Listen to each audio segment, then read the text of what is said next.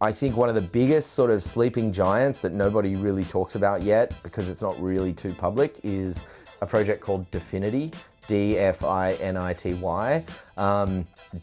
They are just a team of beyond superstars in terms of intelligence, but the way that they're going about what they're trying to do, which is with scaling stuff and what they've proven on sort of their own internal test nets and stuff like that, I think that is going to get a huge amount of airtime. Essentially, that's going to become the next one, you know, Bitcoin, Ethereum, Dfinity. Dfinity has huge amounts of scaling, I suppose, scientific solutions, but also practical solutions that they've sort of put in place.